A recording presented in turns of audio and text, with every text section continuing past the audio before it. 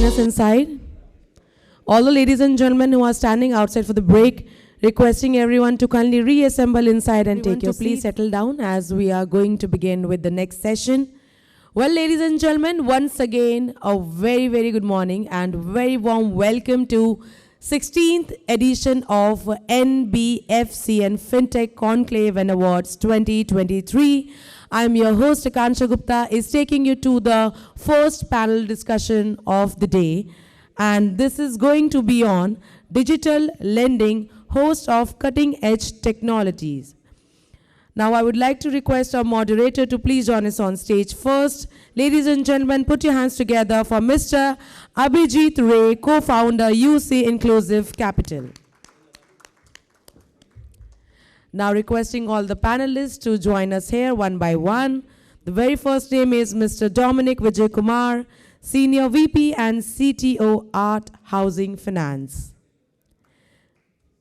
Everyone, please come on. Next, Mr. Durgeshwar Mishra, founder and CEO, Subhlakshmi Finance. Next, Mr. Devendra Sharma, CTO, DMI Housing Finance. Next, Mr. Nehal Gupta, Director, AMU Leasing Finance. Next, Mr. Mukul Agrawal, SVP IT, Religare Housing Development Finance. Everyone, please put your hands together for all the panelists. Next, requesting Mr. Vivek Madan, CTO and Head Operations, Hero Housing Finance. Next, Mr. Ashish Agarwal, Director, Resurgent India. And Mr. Gautam Bandyopadhyay, co-founder and CEO, Trustt. And the topic of discussion here would be artificial intelligence, machine learning, data analytics, co-lending, and automation. We would like to welcome our moderator and all the esteemed panelists. Thank you so much, everyone, for joining us today. Now over to Mr. Abhijit Ray. Good morning, everyone. It's a pleasure and a privilege to be here. Thank you, B2B Info Media, to invite me once again. I mean, this is my, I think, 6 years of association with the group. And I couldn't have asked for more than having an amazing panel of people. I mean, all are experts in their respective fields. So today we are talking about technology, and I come from an era where technology was not there at all. So 31 years into banking, I used to write in a bank. I was in a state bank, used to write in ledger, and at the end of the day, put it another paper and try to balance at the end of the day, kitna paisa nikla, kitna aya, and then report it.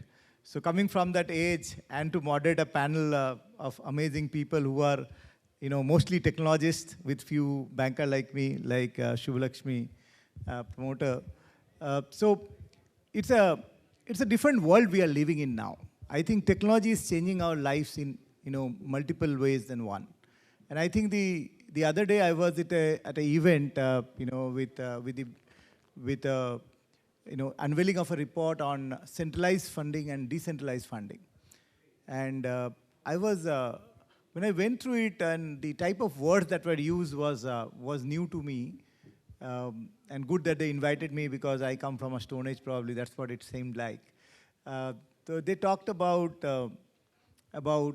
tokenization, and they talked about digital assets. And they were telling me that today we'll fund, our coming days we'll be funding digital assets. So our security, earlier I used to think security is about mortgage. Security is about when they talk of LAP against the properties people have. Now we are talking of secured assets or secured lending, where the asset is digital assets. And days are not far off when you will see a lot of NBFCs moving into financing against digital assets, which will be through some platform or the other, which you don't have a direct access, but access through only technology. So that's where the world we are leading to.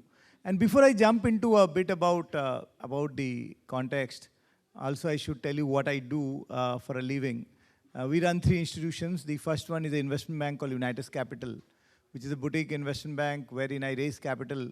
So we have done 34,000 crores of capital for more than 200 companies, out of which 25,000 crores of equity, balance is debt. We are India's #1 investment bank. We do between 20 and 25 equity transactions every year. we have been very, very in-depth into the financial services space. And the second entity we have is a 5-year-old NBFC called UC Inclusive Credit, which I'm representing today. I think they said it finance or capital somewhere. It's called UC Inclusive Credit. We do corporate lending, which is between 1 and 5 crores, can go up to 10 crore to early stage companies, where NBFC is also a major client of ours. We have done till date about 1,800 crores of disbursement in the last 5 years to about 220 companies, and most of them are doing very well. Touch wood, that way we are blessed to have partnered with so many companies. So between both the entities, I would have worked with more than 400 companies and more than 250 odd NBFCs alone. So that's the level of work we have done with NBFC world. We are very close to this world. And when I see what this Jam Trinity has been doing, and then the type of words that are coming out into this domain, when people talk of digital bank, people talk of open banking, and people are talking of robotic process automation and all these things. I mean, for me, it took a bit of time to understand. I'm still a novice trying to understand the tricks of the trade on the technology side. But I'm blessed today to have panelists where we'll be talking about different aspects of what's happening in the market today.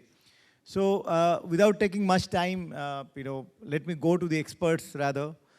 So I'll start with Mr. Ashish Agarwal, a veteran in the industry, I think about 3 decades of experience and, MBA and also a chartered accountant, I believe.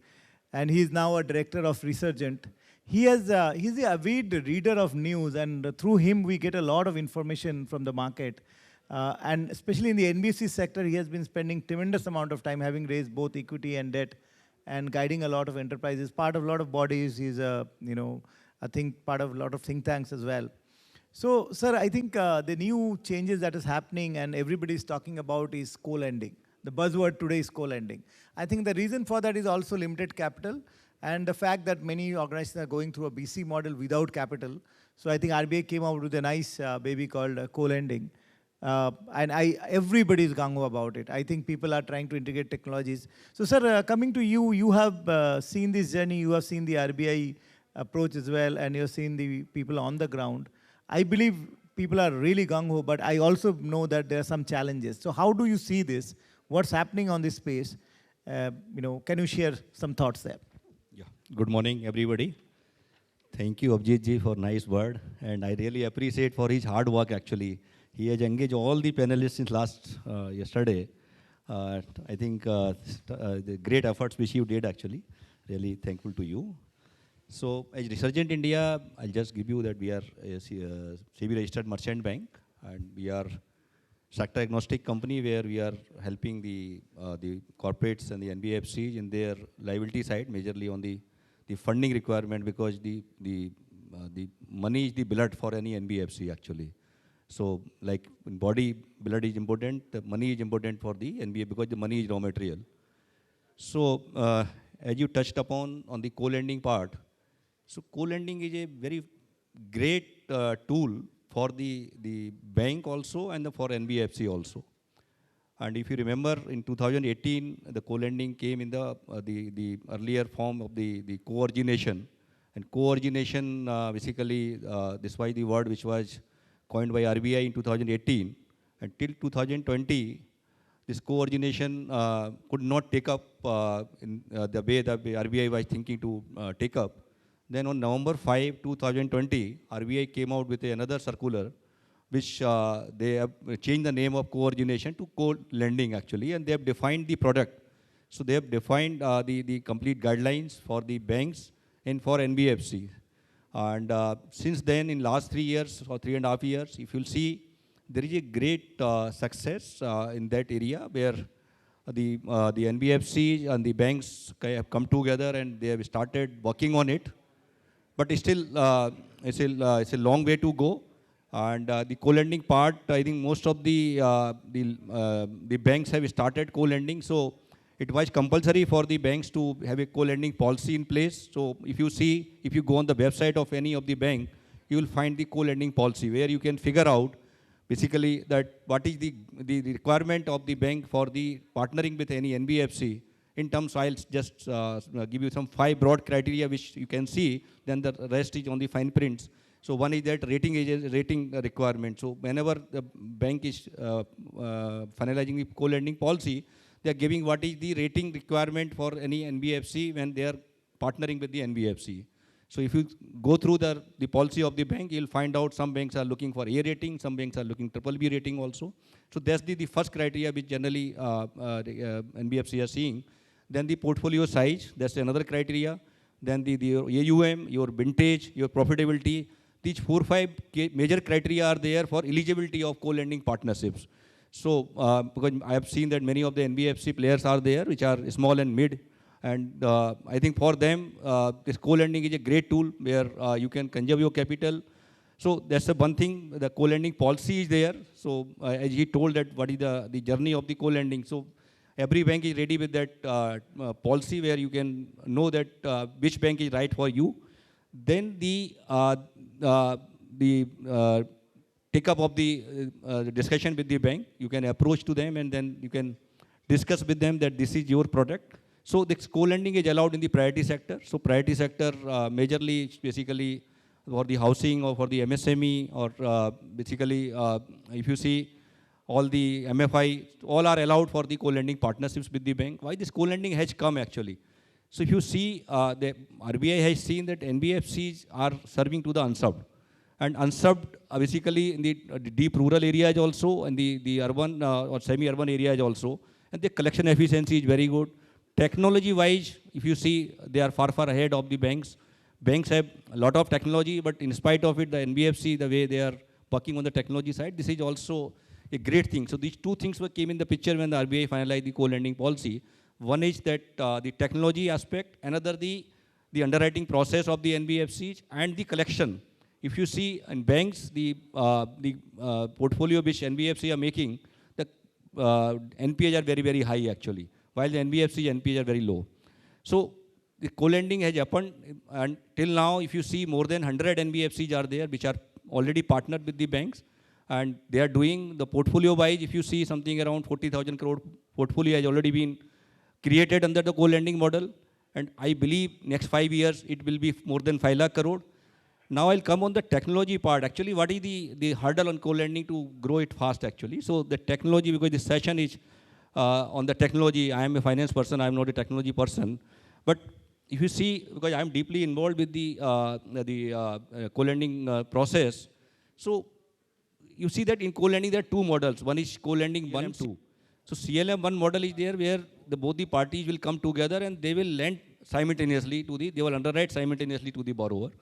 And there is another model where the CLM 2 where the NBFC will disburse the loan and then the bank will reimburse that loan actually later on 80% of that.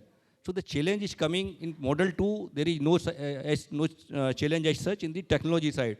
Because where you are sourcing the customer, you are underwriting the customer, then you are selling it to the bank actually. But whenever we are coming on the co-lending 1, CLM 1, there are many challenges are there because you have to do the underwriting and the disbursement simultaneously. So there are many challenges are there which are creating hurdle in terms of the growth of the co-lending. And if you see the secured lending, either housing finance or the LAP lending is happening in the model 2 rather in the model 1 actually. So if you are into the unsecured business loans, then the model 1, the banks are more comfortable in the model 1 where the property valuation and all these tools are not required. When you are into the secured model, then most of the banks are preferring to be in the model 2 actually. So what are the challenges are coming from the technology point of view? That one is the covered credit policy. So if you see the NBFCs are having their own model of underwriting of the customer. So they have their own policy, the banks are having their own policy. So whenever the technology is coming in the picture, both the partners should come together and they define the single policy. We call business engine rule of BR, where this has to be the part of the technology where the NBFC and banks are using. So this common credit policy is creating some kind of hurdle where they have to basically the part of that co-lending portal or co-lending software and integration of the technology with the NBFC and bank both actually. This is another. So there are some vendors are there, those have already brought the technology in the co-lending side, but still this technology is not proven actually. There are a lot of challenges are there in terms of reconciliation, in terms of escrow management, in terms of the accounting entries. But it's a good beginning, I'll say. And all NBFC, those are into lending business, they should try to be the partner with any bank in the co-lending. And co-lending is not happening only with the bank and NBFC. It is happening between NBFC to NBFC, which is more faster than the banks to NBFC. So you can try with the larger NBFC, those are having the advantage of the balance sheet. You can partner with them, and then you can start under co-lending model actually. So the major challenges in the co-lending is the technology, the major hurdle. Everybody is ready in terms of banks and NBFC to partner with the co-lending model, but the technology is creating the challenges, and some of the technology are there, but still they are evolving actually. But this will remain. I will suggest that any of the NBFC which is into lending business, they should try this model, and in longer run, because RBI has given some indication some time back that the NBFC should diversify their funding sources actually. So it is important, we should keep ready for the co-lending partnership. It takes 3 to 6 months for making it live also. So this is my submission, and I'll be happy to take any question later on. Thank you. No, thank you, Ashish ji, very well said. I think co-lending has become a very effective tool if you are not having enough capital to book everything on your book. And it's good for the bank that through you they reach out to the last mile. But there are challenges, because see, if you are depending on a bank, because a lot of process integration needs to be done. So ideally, if you have enough capital, you don't need to do a co-lending. But if you are looking at making your capital efficient with limited amount of capital, it's amazing tool to really build your business. Obviously, the challenge still lies in technological integration. So now I have 4 experts from the housing finance sector, and then I'll go to the others. So let me take all the housing finance experts here. And see, we want to finish also on time. So I would request each of the speakers to maximum stick to 4 minutes, not more than that. And because we want to have a few questions also from the audience. Because see, at the end of the day, there may be some questions, and we should try to address as much as possible. So coming to now to Mukul ji, as you know, Mukul ji is is in Religare housing finance. He has been a technologist with almost 2 decades of experience in the field. And you would see his LinkedIn profile and know about him in detail. But something interesting he talked about himself with me, that he is a foodie. He loves his food. And a very interesting, he likes to, experiment with different cultures and food, which is amazing. And he also added that he's a vegetarian. And then he said he doesn't eat anything which walks on 4 legs. So I was intrigued after hearing him and said, what happens with chicken? It doesn't walk with four legs. So what happens to that? But that is a separate discussion for some other day. But let me understand from Mukul ji. See, his experience of building the technology stack, especially looking at the entire technology for housing, where you have to have a valuer, you have to have a valuation of the asset location, the papers and everything. Till now, I was mentoring a startup called Navank a bit, not really mentoring, but talking to them and guiding them on certain aspects. And Navank was doing something about making the entire process of verification digital, including finding the right valuer, the documents, going to the authorities to check the papers are okay, and creating all those things required for that in a digital mode. But that's very new. So, sir, looking from your perspective of coming with a tremendous technological background and this manual aspects of verification and all, so how do you mingle this different culture of manual and technology to make your process and system efficient? Sure, sir. Thank you so much, and thank you for the legs. Yeah. Okay. So I think from a technology perspective, yes, the co-lending, before it was called as co-origination, has been a technological challenge, especially for the sectors where there is less of a documentation available for the customer segments, which generally NBFCs do serve, especially we in housing finance do affordable housing. Nehal is from commercial vehicles and electronic, e-rickshaws, etc. So in that space, we did sort in the market to figure out if we can have a co-lending technology partner for us. Unfortunately, we were not able to figure out a great partner Therefore, myself and the other NBFC who is also co-panelist for me did figure out that we'll have to do it on our own. We'll have to develop the stack in-house and do the co-lending and the senior lender, junior lender, underwriting statements, bank reconciliation, etc., on our own. So that actually delayed the business onboarding, which is, of course, not good in our space where we are letting the capital stay idle on both sides, so senior lender and junior lender. So my 2 cents and the thought process to all the technology partners in the room is that there is a lot of room for all of us to create a product which specifically caters to the co-lending ecosystem, be it property valuation, credit scoring, underwriting, rule engine, etc. And then once the loan has been disbursed, it even becomes more difficult because, as Abhijit rightly pointed out, that different NBFCs and different banks have their own credit policy. To merge those 2 different credit policies is the problem what the business people have to handle. But then, once the policy is merged, what do you do with that on the technology front is the problem that the technology guys have to handle. So that is one thought I will leave to all of you. With all the buzzwords in the market, generative AI, LLMs, and etc., why can't we have something where I just give the credit policy of 2 companies to an engine, and it tries to figure out and marry those 2 credit policies and throws up that, okay, this is the best possible credit policy that can be created for the 2 partners. So that's what the thought I would leave on the table. No, thank you, Mukulji. That's very helpful. Coming to Devendra, who is the CTO of DMI Housing Finance. He's almost 3 decades of experience, and great to see in his entire 3 decades he worked only for 4 institutions. Today we see that people change institution, every 2 years or so. So it speaks volume about his commitment to build institution and also probably team. And he's a engineer and MCA as well. But I think one of the things he told me is he used to be a player in his college days, played football in the forward line. So my question is somewhat related to his role play when he's building this automation when in his HFC, where you have new to credit customers. You have in affordable housing finance customers who are not tech savvy.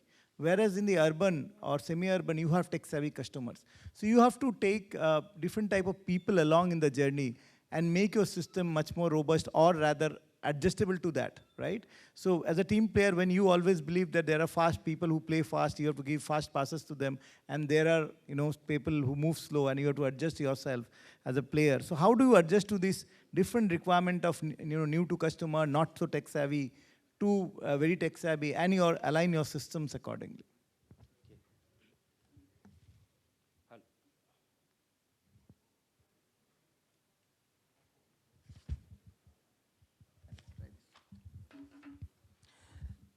Thanks, and good morning all. So that's valid question, and I think it's not goes to me, it goes for everyone. Like, we have to work as a team, because how good you individual are, you can't succeed. You can win 1 and 2 matches, but as a team, if you go and win the trophies, you have to work as a team. And that's the way I generally believe, and that's the spirit I got when I was playing, and that same spirit I taken forward when I worked in any organization.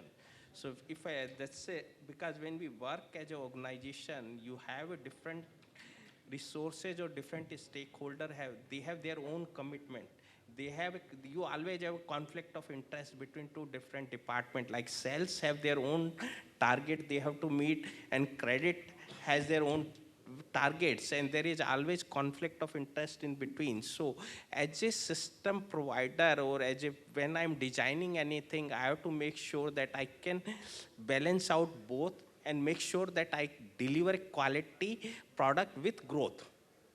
So that's a motive I try to bring from starting. I'll take an example from an automation perspective. When I joined DMI 5 years back, we were sitting together and just MD, and we were discussing. Then he said, can you do something like generally we take 5 days to sanction loan in affordable. Can you do for me in 1 and 2 days? Then I say, as a technology player, I can't do alone. We may have to look at a process because it's not a pure, because people sometimes feel that a technology can do things. It's a combination, collaboration, work, give a result. Basically, whenever you have to do the transformation journey, you have to look at the process currently you are following. Then you have to find out what new process you want to follow. There will be certain places process, certain places technology inbuilt will be there. You can't have a one thing you can say, okay, I bring new technology, I bring one product from outside and I plug in that and then it will give a result of transformation for me. That doesn't work. That's a marketing. People can come, some product guy say, okay, you take this, it will reduce your turnaround time. Doesn't work. Alignment should be there from top to bottom. And also there should be buying to spend money to do those things. And also both people agree for the same thing. That's a part. Now look at from a automation perspective. Like what I've done, I look at the rule engine, I look at the bureau, we created a lot of data science model to predict the income. So the special question which you highlighted for the NTC. So basically in affordable housing, we have around 40-50% customer who are new to credit because they are taking first home. And they are from places where they are not using credit cards. So you maximum time will get a 0 scores or -1 scores. So for them giving a loan, you can't go based really on a bureau model. So you have to look at their banking. So we have created a lot of automation based on their banking patterns. And sometime in villages and even lot of in tier 2, tier 3 places, we generally get a passbook photocopy. And not even photocopy, and then you have to do the analysis on the same. So you have to create a model based on that. So from that perspective, we have written a lot of model where we tried to look at how the spending behavior is there for a customer. And we look at the geography wise, okay, this type of areas generally have a tendency to spend this much, and this area generally default ratios are more. And then banking profiling. And also we have created a science model where we are looking at, which is not applicable for a few customers for us, where we're looking the mobile usage, we are looking at social usage, because a lot of customers these days are Insta, they are on Facebook. So look at create a social score for them to make sure how he is behaving and what is his spending. So based on that, and a good part in affordable housing is that we have a property.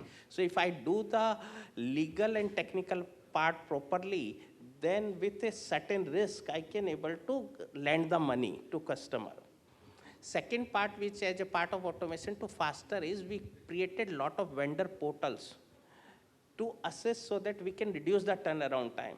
Maximum time customer need response on time. Otherwise, what happen? He need a property. He has to buy. A deal is in place. Suppose if we are not providing money on time, he may not be able to get right deals. So that's the automation part. We work on brings vendor portals. So we done a lot of vendor portals. So technical take a lot of time. So we assign directly case to technical through technical portal, and vendor can do through his app, and then he submit the report directly. So within a few hours we are getting the reports. Instead of previously it's just taking 3-4 days, because manually we are sending mail, they are retrieving the document, and they are doing the remaining works. So that's the advantage we are getting from automation. Great. Only question I will left is that my wish is that if we can in India in long term, like account aggregator can we get something from a government on the property where all the legal documents can be scanned, and then we can able to do like a consumer loan. We can disburse the loan within a minutes. If I can able to access from government side, okay, this property belong to this guy, and all the chain I can get, then it will be piece of cake for the affordable housing also in long run. Oh, thank you, Devendra. That's very helpful to understand how you're navigating through different challenges on the field and how we're building the team together.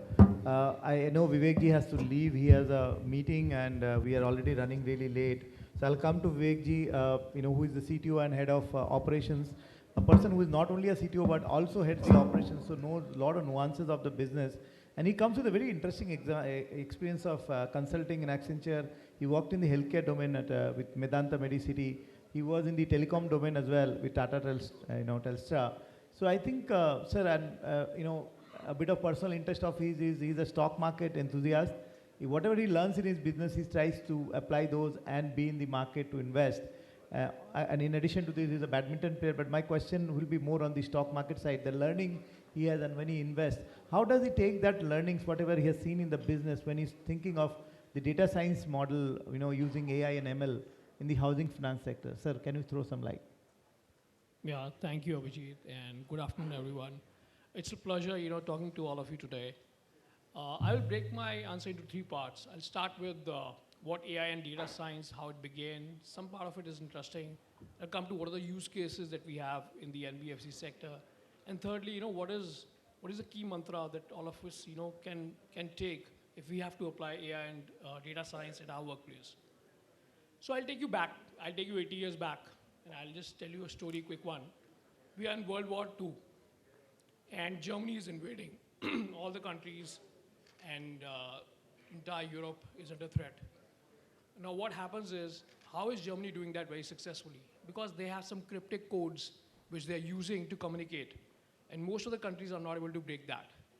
Which means now they need to develop some kind of a tool, and that's where actually the first beginning of AI started. So at that point in time, it wasn't called AI.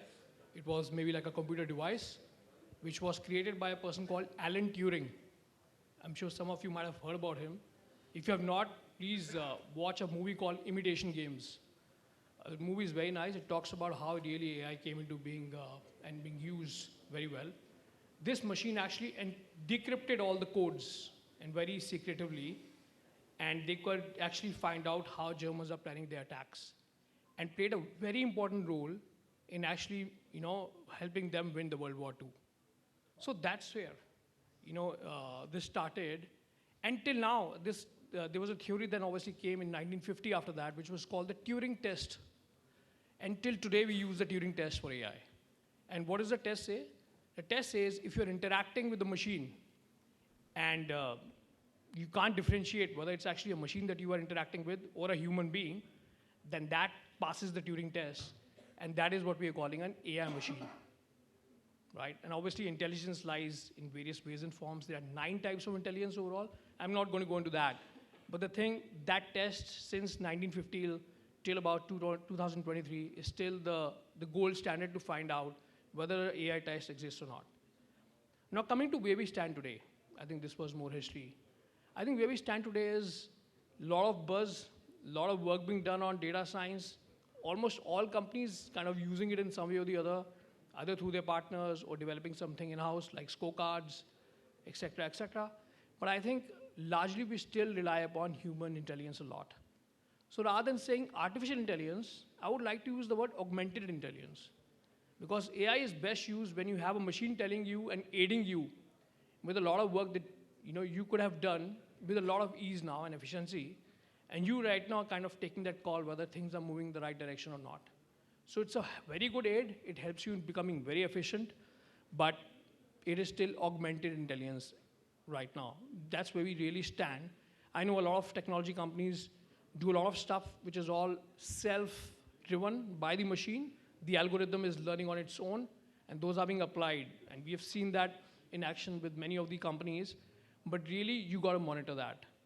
Because what really makes AI effective is the data. And I think all of you know, data is really the oil, the new oil, right? So which means if your data is not great, if you're taking a data to predict the results of an interview, but your interviews are from a certain segment of a population, then your data will also give the same results. So your AI models will be biased. Your AI models will give you results that are not perfect. And hence, there needs to be a human at the end of the day who kind of works together with the machine to take the right decisions, to be able to modify and refine that over a period of time. So we are in the stage of augmented intelligence. I think strongly we are obviously relying more on machines. There are areas which are very cognitive, where a lot of decision making is happening based on algorithms. That's where I think machine play a bigger role and humans play a little bit of a lesser role. But when it comes to discretion, when it comes to touch and feel and experience, when it comes to finding out new ideas and innovations, I think the humans take a front seat and AI becomes the enabler there. So very important that we actually, understand where we want to be. And each of the NBFCs need to kind of put themselves in a position and say, okay, what are the use cases? And I'll just quickly talk about a few that, I've been using, I've heard about these, and they are very prevalent. I think initially it's scorecard, acquisition through scorecards, so that we get the right customers onboarded into a lending platform. Then we have underwriters, and Gen AI is used now a lot in actually finding out and reading the documents, the unstructured data that's being supplied by the customers, and converting that into a document summary. And finally, a lot of customer interactions is happening through, these chatbots. I think Abhijit talked about RPAs.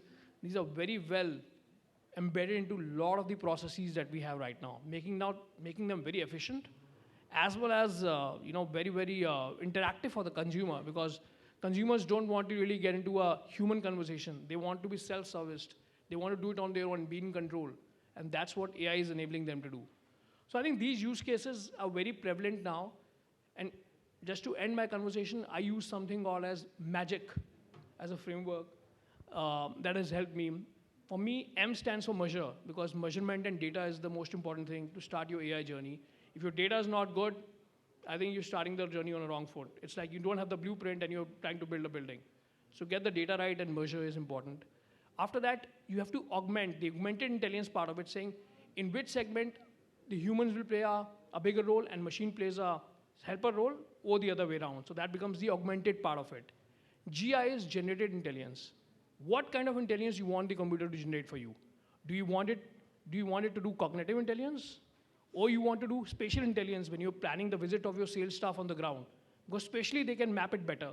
Or do you want computer vision, because you can just scan the documents and those documents can be then taken as input data into the system and decisions being made. Which intelligence you're trying to get from your AI and data science model is going to be very important. So GI is generated intelligence. And I think at the end is C, which is control.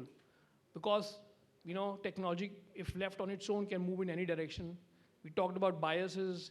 We talked about algorithms being not used correctly. It's very important that as business, because we, in any case, are management, right? We have to make sure technology works for the business. So control and sustainability is the most important part of it. So Magic is the framework that I work with, and I was very happy to share that with you. Happy to take any questions and answers from the team. Yeah, thank you so much. So no, wonderful. Vivek's magic actually will bring a lot of magic to your business if you implement those properly. And ultimately, at the end of the day, the control is very important, because we are all dealing with assets. Giving loan is the easiest part. Recovery is the most tough. And that's where the intelligence or importance of doing business comes into the picture. Now, slightly, Vivek, if you are getting late, you can leave, because I'm cognizant of your time. But if you want to continue and take questions later, you're welcome. So I think coming to my friend Dominic, with whom I have shared a lot of panels in the past. Again, a technologist with over 2 decades of experience. And he also comes with a very interesting background of building technology for airlines industries, both Kingfisher and Air Deccan, and then coming to work for hospitals like Chancery, hotels like Chancery and others. And then finally, last 5-6 years or almost into the housing finance sector. So I think, on a personal note, he's still a good cricketer, plays regularly. And he told me that he's a middle order batsman, which means that he's a very cautious and at the same time takes the right shots at the right time, leaves the ball which are to be left. So he was also talking about early warning systems or early warning signals in this. So, and he's building a model on that. So we would like to hear from him. But see, it's also, there are false alarms. There are false signals, right? As a batsman, when you face in the middle of overs, you have to see that which ball can spin away or which you have to leave. So it's a very, very interesting balance between what signals to catch and how to deal with them. So what has been your experience building this early warning signals, in the housing finance domain? Thanks, Abhijit, and good afternoon, everyone. Basically, we work with an affordable housing segment where the collection is very important. Disbursement happens very fast, but the way you're going to collect back the money, where customers who are with us from more than 5 to 10 years, that's where the challenge comes up. So we started building a model, and we are a decade-old company. We have quite a lot of data, unstructured data. And we have started building a model where on the existing portfolios and of late on the new customers who are onboarding. So basically we are looking at the way the repayment schedules, their profile changes, and we get a lot of data from the bureaus. Bureaus is one which we capture maximum amount of data. And of late we started getting onto the social engineering also, where some kind of score is being built for us to check on the customer. So this gives me a kind of comfort zone where I can say customers who's with me for more than 8 years or 5 years can become a delinquent customer after a certain time for various reasons, depending on the number of times he's changed his job, the number of times he's been hitting the bureau for taking multiple loans. So all these kind of things which is helping us to build a model and be a little bit cautious. One, when you see a customer trying to take another loan from another NBFC or a bank on various things, the team which gets in touch with them to find out if they are really looking for it. We start doing cross-selling there. Otherwise, we see that, if this customer is more risk, then we try doing a kind of top-up, and we try to hold back the customer, and we start monitoring this customer for a longer time so that he doesn't become a delinquent customer or an NPA kind of customer. Because NPAs, which is very, very important, which you have to be very closely monitoring it, that is a reputation of the organization, and you lend money to getting back the money is the biggest challenge for us. That's where we start building the solution, but this is more at a nation stage. It's a long run. It's not that overnight you build a model and you start getting signals. Yes, as Abhijit was saying, it can be a signal, a false alarm also, but it's our duty to get onto that and check onto this. So focus is more on what kind of customers we are going to, because this kind of activity help us out not only in cross-selling to see that the safeguard the asset which is being taken us, and that also helps us in monitoring and building a better things in the, going forward. So cross-selling is one. Another one is I cut down on the NPA and the delinquency rate comes down gradually. Gradually it may come down. And it's not a one-time activity, it's a day-to-day process where the number of data, and especially we started latest with the, even for when you're onboarding a new customer, a small score which has been built on the kind of financials he's got. If a customer is new to credit, like as my friend Devendra was saying, there are a lot of NTC customers who are available these days where their banking financials is not the minus one score. These kind of customers, we are trying to do a kind of assessment on that and build a small score. So at a first level itself, we come to know, yes, these kind of thing. But at the same time, we are looking at more of a psychometric thing, which is practically not possible. They say that, by looking at a person's face, you can make out whether it's going to be a genuine customer or not. That's technically not viable as of now, but we are using social engineering. We are using a lot of bureau data, existing profile, geographic data we use to capture on, see that, his movements, the companies, we use a lot of EPFO data for, see that, his stability in any organization. So that's one which is helping us to build this model, and it's a long run. A lot of, I think, my collection team and the business team is more involved in this and getting things moving. So that's where we see this EWs will help us out in building a better book, have a better kind of approach, selling, and have a better control on your NPS. That's it. Well, thank you, Dominic. This is very helpful. Now, moving ahead, we have another 15 minutes probably. So moving ahead with Gautam ji, Gautam Bandyopadhyay is the co-founder and CEO of Trustt. He also was part of NovoPay.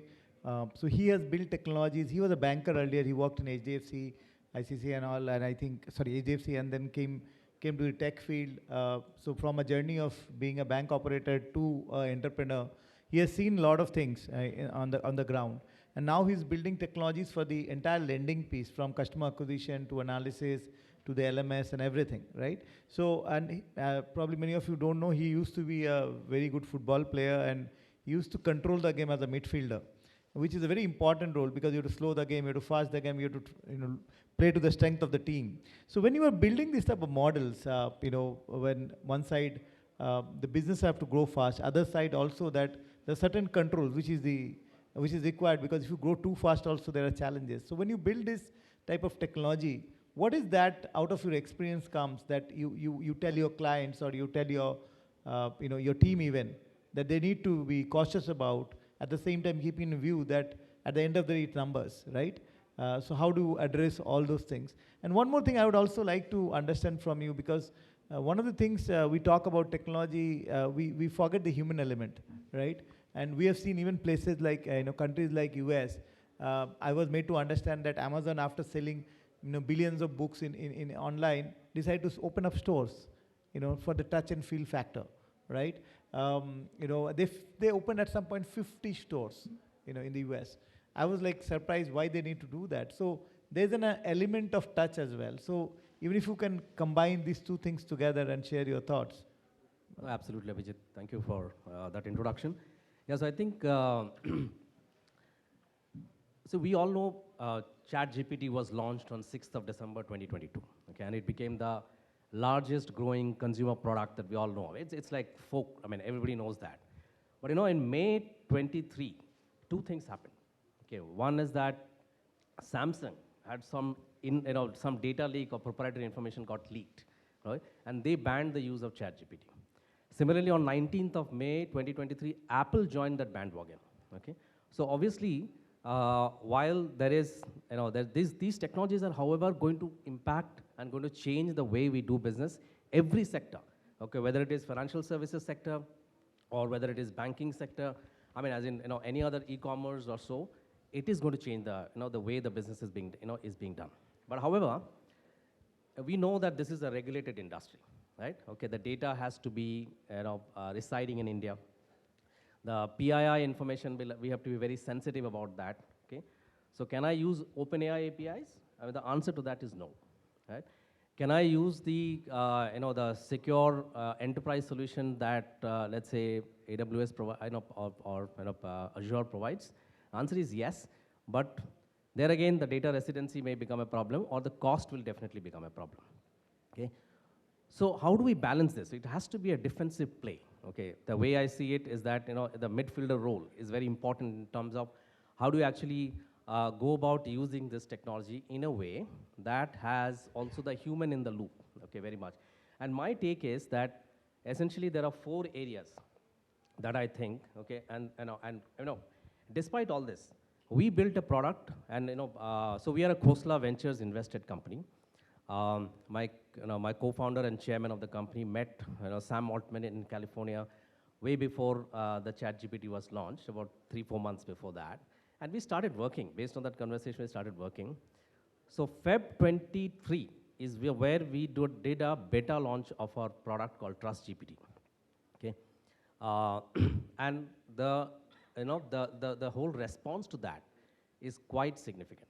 Meaning, I'm already doing some 7-8 paid pilots and POCs with different companies, which are because while the experimentation, see, the year 2023 was more of an experimentation and touch and feel about how this technology is going to be changing my life. Nobody wanted to be left behind, but nobody wanted to go also full-fledged and implement that in a massive way or so. Okay, it has to be a very nuanced play, in terms of how you go and implement these technologies into this thing. So as we stand almost to the last month or towards the end of 2023, my take is that there are 4 things that are going to be quite important, okay, from when it comes to ChatGPT itself. Okay, not ChatGPT, but any generative AI-based solution, including the one that we are building. So I think the first, I believe, is customer experience or customer support. Okay, that is where the largest amount of benefit can be, can actually be acquired. That's because, so think about this. I think some of our co-panelists talked about in terms of, and I'm sure, NBFCs cater to a population of borrowers who are in the hinterlands.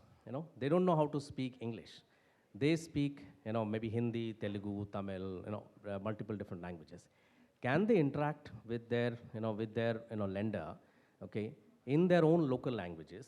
And yet the customer support person who's supporting it does not need to know that language to support, to actually cater to that person, right? Then you are cutting down off, on your having to hire every language, knowledgeable people, and then every language, product knowledgeable people, okay? So the knowledge barrier of knowing each one of the products, the language barrier of knowing multiple languages, all that can be broken down. And what happens is that the AI agent, what we call it as assistant, okay, it actually works on a co-pilot model, and it tells you that this is the probably the best answer to the query that has been provided, okay? And you can choose to use that response, or you can choose to ignore it and write your own response, right? So I believe that is going to be the most useful use case from a using of generative AI per se.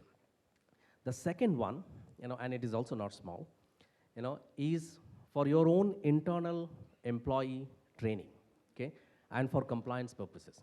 Now, how many of you, I mean, all of you, the business leaders out there in this room, spending must be pouring hours over going through what the regulation talks about it and what really it means, right? Now, wouldn't it be beautiful if somebody, can actually read those documents, summarize it, and interpret it within the policies that you already have it in your NBFC, and then come out in terms of what is the impact of this, okay?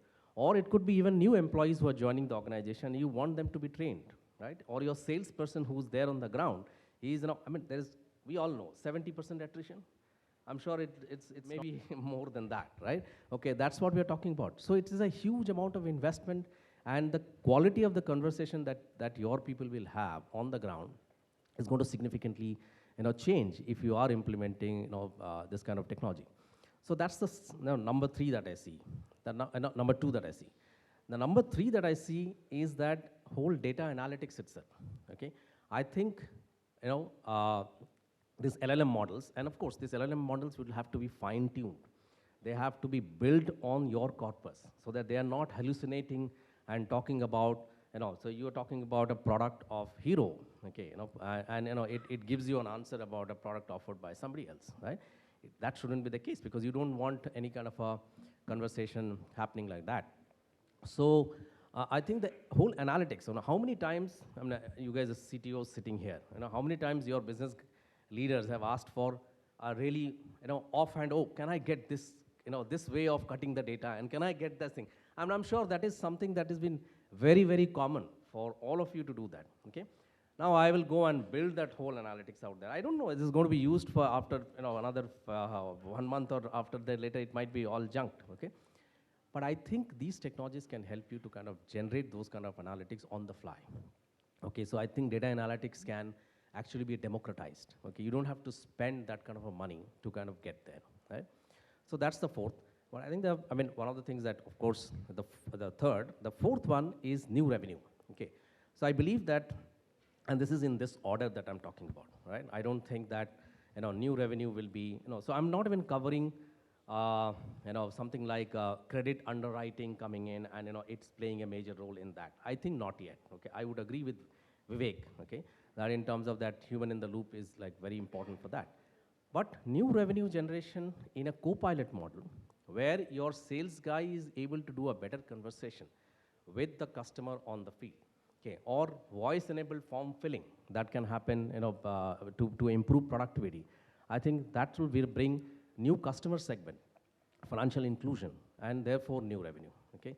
So I think these are the kind of things, generative AI, it is definitely going to be a changing force. We are clearly seeing, people adopting from experimentation and, sort of toying around with the idea to large-scale deployments that will come in. Oh, thank you, Gautam. What a coverage.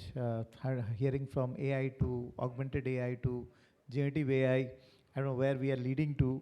Technology is taking over life, so quickly.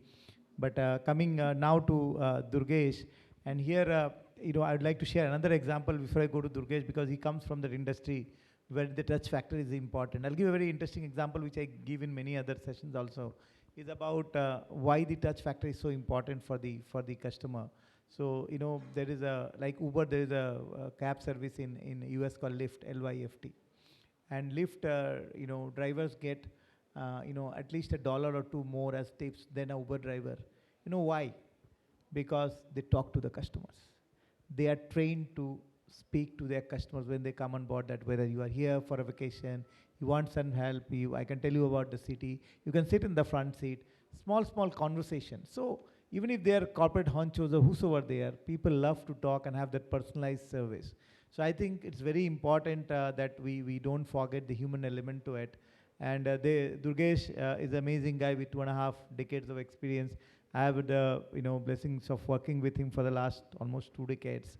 And right now he's building Subhlakshmi, which is a 250 odd crore entity into SME lending. And Durgesh, in addition to his liking for literature, He's very connected to the roots, very helpful to the people who needs. And that's why probably he's building an organization where the connect with the people is very important. While he's implementing technology, let us hear from him how he's looking at the human element of it when he's building the technology in the institution, so that the touch and the feel factor remains in the core to the institution. Thank you, sir. Thanks for your nice words. It has been pleasure interacting with you. Almost 2 decades we have been interacting. And thanks to everyone, and good afternoon, everyone. We are discussing about technology, but technology for what, to whom, and for what benefit we are discussing. We are financial services provider where we have certain aspect to address. We want to cater the financial need of the individuals, businesses. We have to address RBI compliances. We have to underwrite a loan in a manner where the portfolio quality is being maintained and we are not getting into losses. The all requirement we have seen in the phases where no technology was there. So as Abhijit ji was saying that he has done all the manual entries, I used to write ledger of individual client and then consolidate at the center level, then consolidate at the branch level to prepare the weekly report of the performance of a branch. But I am fortunate enough, I was part of the first computerization in the microfinance industry. I got selected at that point of time, it was 99, to implement the computerization at my branch, out of 6 branches in North India, the first branch. And then we go through all the phases. So important factor in the technology for the client, and the most important, the staff we cannot miss.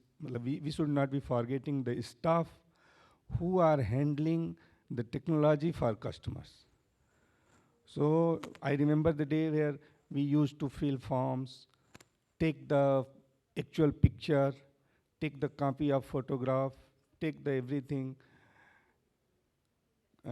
compile them, send to central level or any regional level to take the credit decisioning. And then, so technology help us to, when we got the new technology like mobile applications where we can do all instant, we can do API integration with any credit bureau, and we can get instant decision at that point of time if you have our criteria for selecting the customer. But the most important thing, I think Mr. Vivek mentioned about the magic. Manual decision, manual intention, manual interaction always works. So technology I always see as an enabler where individual can take additional decision, additional step to deliver what he is willing to deliver. So in our case, if you are delivering loan, we can have the ability to assess better, identify better, and deliver promptly. So we can reduce the TAT by adopting technology. We can identify fraudulent by identifying all the technology aspect, and we can sanction appropriate amount as per his requirement and the intention. So that I feel is equally important, technology with staff and the person who is dealing with his intention and his training. So as we are operating in very remote area where nowadays it is the technology and everything is because of the mobile, we can get everything at everywhere, but still a lot of challenges are there if you are getting below 4-tier city or block level, tehsil level.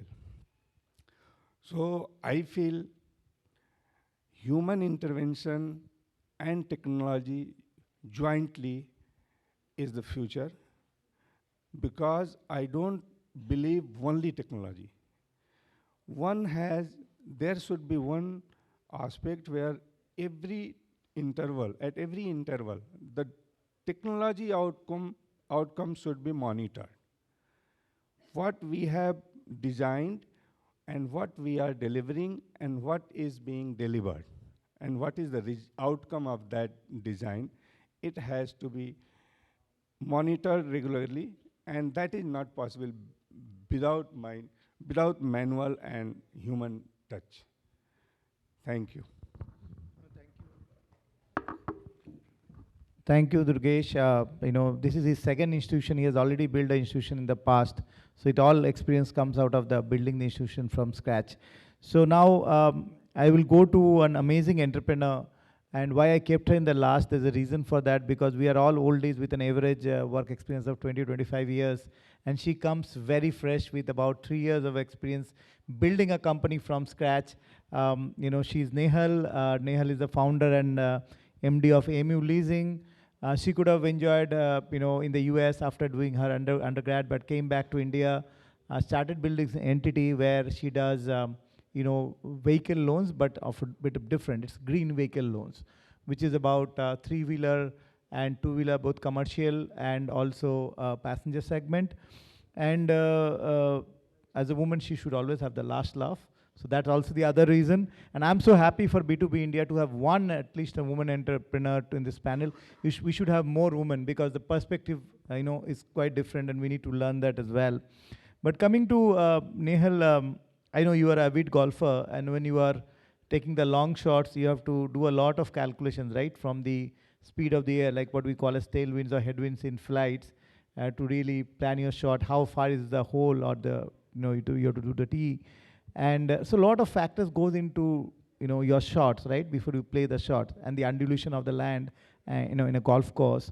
So coming to what you are doing, which is about in the vehicles which are technologically much more advanced, because today the battery has what is called a BMS, the battery management system, right? And it has so much of technology in it. So how do you see when you are trying to build your appraisal model or your lending model, taking the data, because all the data are not relevant for you. What is relevant and how you filter that and build your lending model, keeping in view that the passenger type of vehicles are different, which is not as load bearing as the commercial vehicles. So would be very, very happy to hear your thoughts, which will help all of us. Thank you. Yeah, thank you. Thank you so much for having me on the panel and for the opportunity. And it's been a great learning experience to hear from all the veterans in the panel. I'll just, because it's so different from what we've been talking so far, I'll just give a quick intro on how and what EV lending is about. So the industry, I would say, is about only 2 or 3 years old. And as a lender, there are two things we underwrite. One is the asset and one is the borrower. So I think everyone already knows on how borrower underwriting is done, and there are certain traditional ways that people have been following, and there's certain kind of automation that's coming in, but their technology is only an enabler within the borrower underwriting space. And when it comes to the asset underwriting space, I think that's where EVs are separated from traditional vehicles, because all the EVs that are being put on road today are largely smart vehicles. Now, how well they are optimized or how efficient the smartness of the vehicle is depends on the nascency of the technology or the nascency of the OEM. But largely what we've seen is that all electric vehicles in the market today are smart. And when we go about underwriting vehicles which are electric, we have to understand that today, because the industry is so nascent, the kind of technology we see over these vehicles is also extremely nascent. A large part of the technology integration of the vehicle stops at the hardware level, where it's extremely easy for the borrower to snatch that GPS or IoT device off the vehicle, and then there's no data left for the lender or the OEM or the service support staff. So what we believe as a financier is the need is to integrate technology with the electronics of the vehicle. Because if it's something that is that is easily detachable, is easily hampered or tampered with, it does not work long run. So be it a two-wheeler, a commercial vehicle, or a heavy-duty vehicle like a bus, a JBM or an Electra bus. So any vehicle requires technology integration at the electronics level. I think that is submission number one for me. Number two, I think prognosis of vehicle versus diagnosis is a very key point, because you need to predict the analysis of the vehicle performance and the vehicle behavior.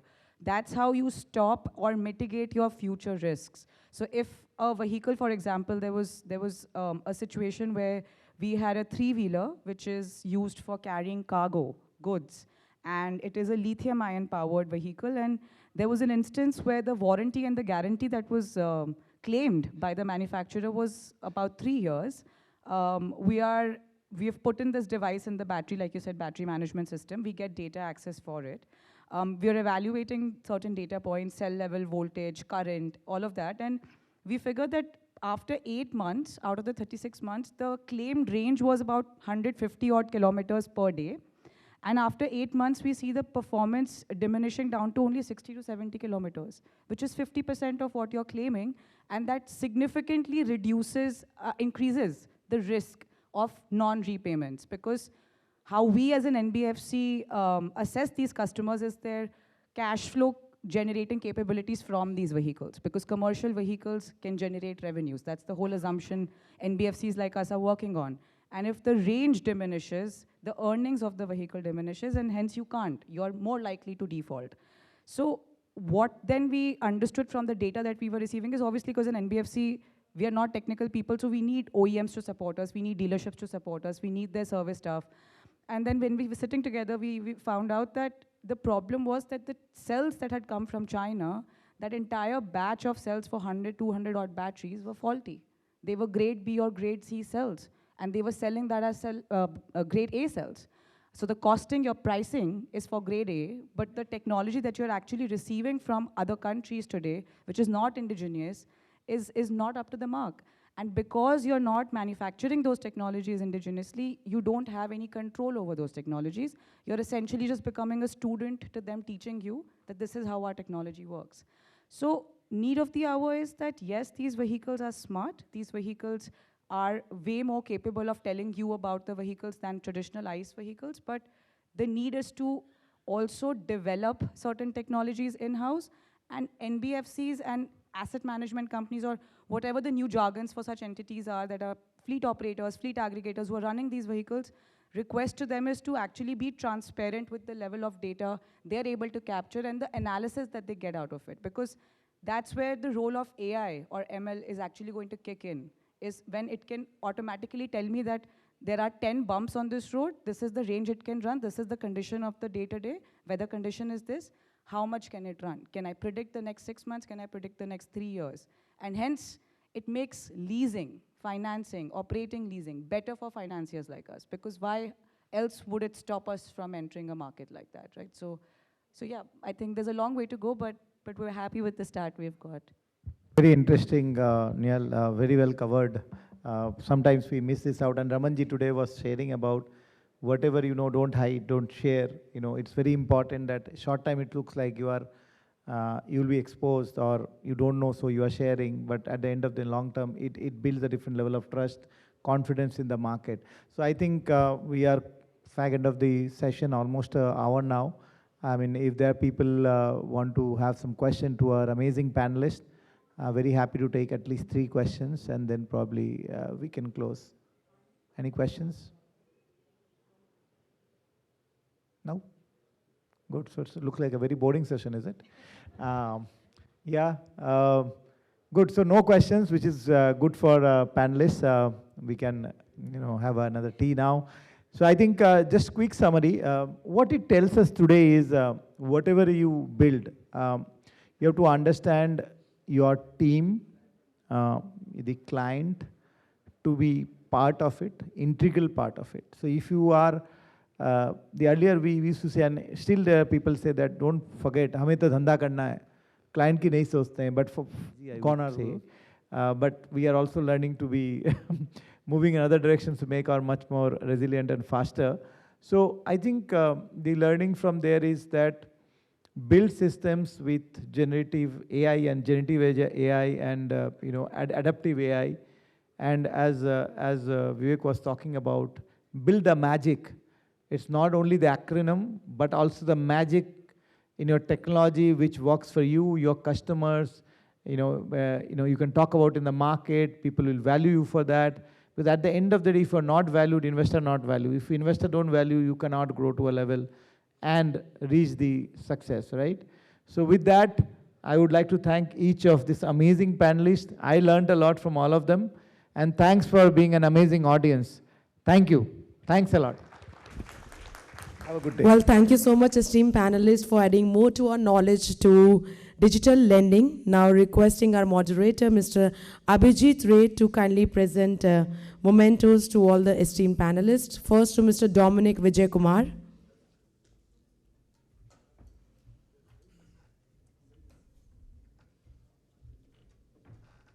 Thank you so much, sir. Everyone, please, let's have your hands together. Next to Mr. Durgeshwar Mishra. Everyone, come on once again.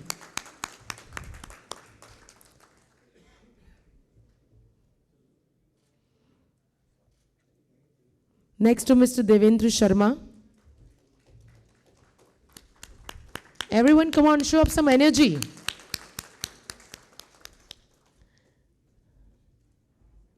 Next to Ms. Nehal Gupta.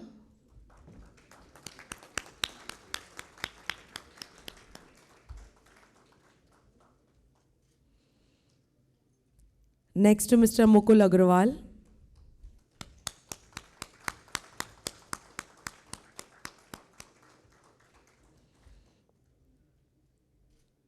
Next to Mr. Ashish Agarwal.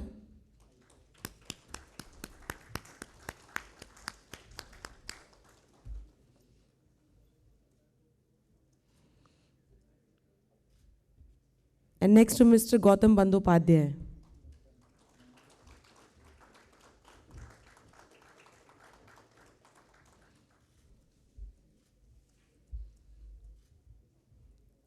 And now requesting our team member, Mr. Anupam, to kindly present a memento to our moderator, Mr. Abhijit Ray.